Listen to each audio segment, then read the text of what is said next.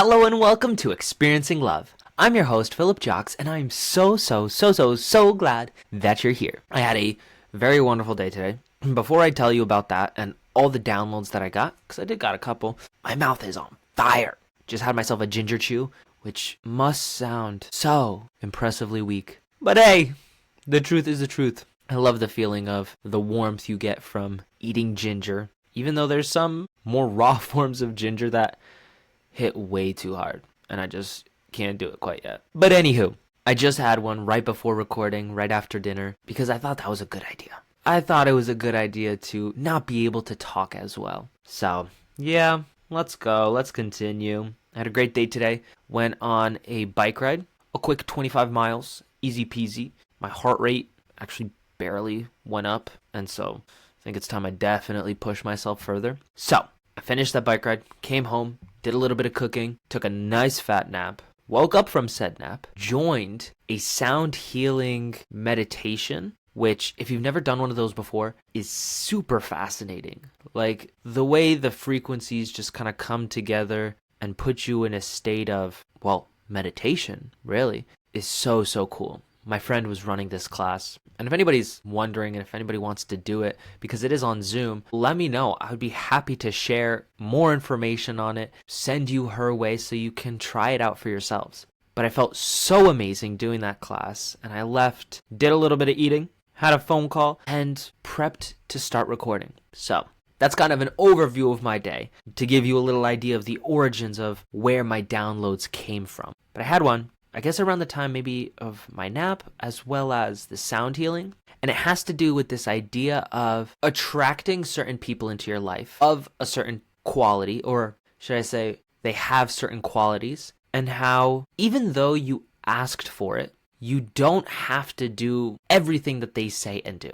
And here's what I mean by that. You may have had the experience of asking for someone in your life that's more exciting, or maybe more playful, or maybe more spontaneous, more adventurous, more outdoorsy, more calm, more soothing, more serious. Whatever it is, you may have asked for some type of person like that you don't already have in your life, and then they appear. But when they appear, you realize that they do things differently, and they do different things that isn't your cup of tea, isn't in your wheelhouse. Maybe I still have a couple of you here, maybe I don't.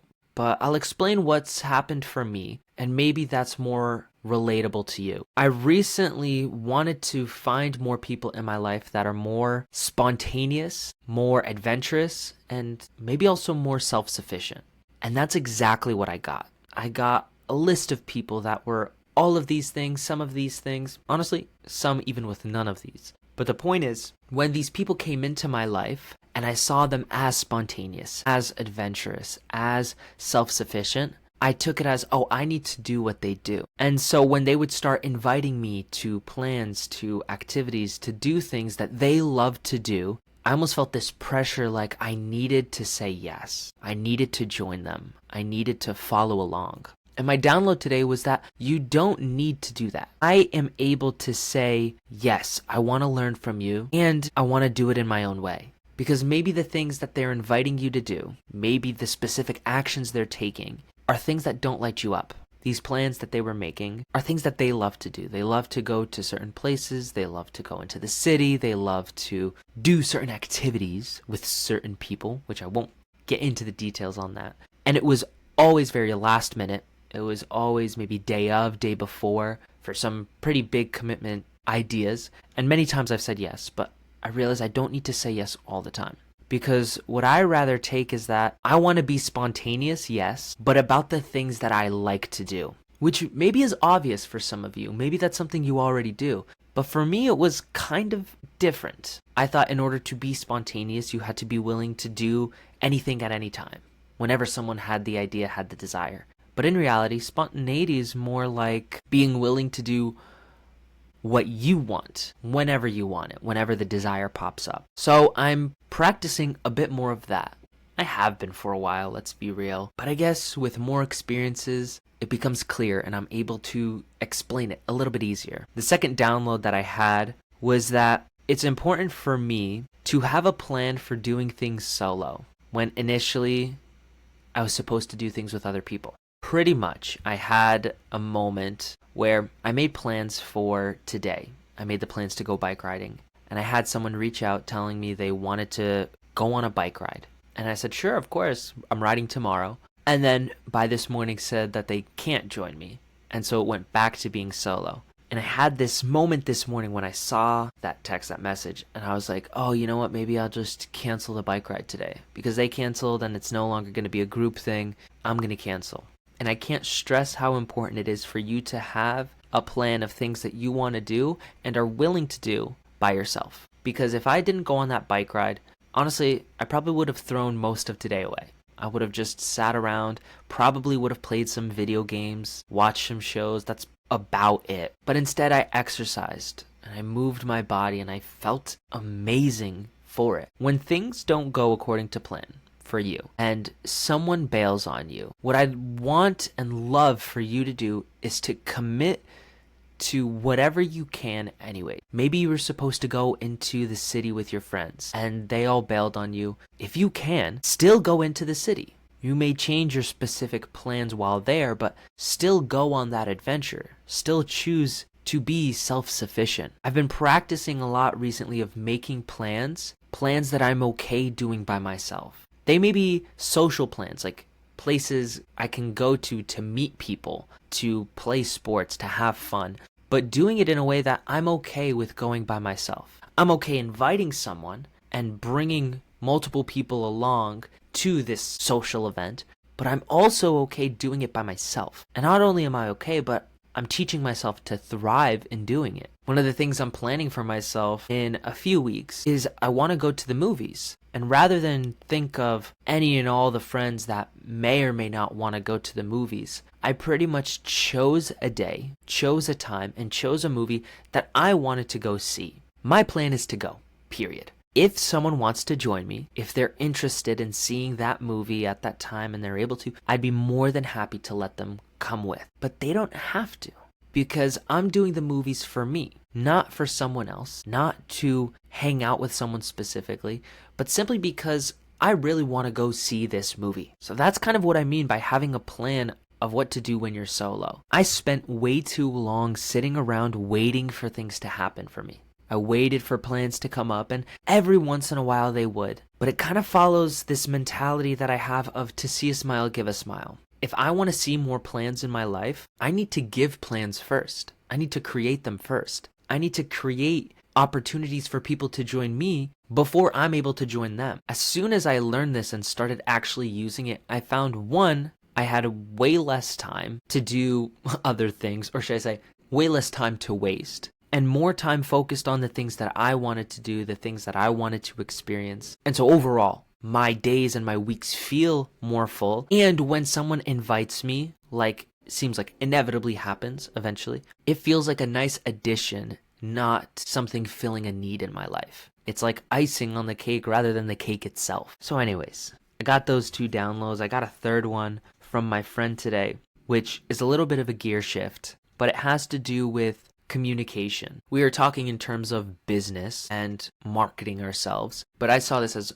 much more general in that the joy of communicating with other people is simply about sharing what I want them to know. I was thinking about this channel. I was thinking about you, and I was thinking about what I'm trying to create here. And I think the reason that I enjoy making these videos and I enjoy making these episodes and I keep showing up every single day is because I'm not here trying to shove some sales pitch down your throat. I'm not here to sell anything. Yeah, I have this challenge going on with my offers, and some of them are playful and goofy. Some of them are a little bit more serious and hoping to help and connect with other people. But that's such a small part of what I do. It's about 20%, maybe even less. The bulk, 80+% is simply me sharing things that I want you to know. My daily downloads, these moments, these insights that I get great joy by telling you about them. I get these insights from conversations, from books, from shows. They come from all places, from all backgrounds, from all intentions. And just the opportunity to share that with you lights my fire, right? It makes me feel like I can go further and further and further and just keep all of this going. I've faced burnout before by doing things that I don't like doing. The theme of all of this is all about doing what's best for you, doing what you want to do. I've been around people that have done things that I don't want to do. I've had plans get canceled because I was afraid to do things by myself. And I've communicated things or tried to do these messagings or these different pieces of content that burned me out because it wasn't me sharing from my heart, sharing what I want to share. I truly believe that I'm on the right path and it's going to be much slower. I'm fairly certain that I'm not doing everything as efficiently as possible. It's just the opposite. I know I'm doing things wrong, and yet I enjoy the way I'm doing things wrong because at the very least I have a foundation of something that I love to do. So when I try, say, Instagram or TikTok or Facebook and it's not working for me, I'm all right with leaving those things behind because what lights me up is being here on YouTube, posting on Spotify. I have a really strong foundation, a really strong core. And it's from that place that I have all my self-esteem, all my confidence, all my beliefs and values. And it's why I do feel like I can do things by myself. I can be self-sufficient. I can go out and find a job if I want to. I could go out and plan a trip if I want to. I could go out and do an activity, go to an event if I want to. That comes from a place of being so stable deep inside. And I guess I come to this point of stability because I didn't always have it.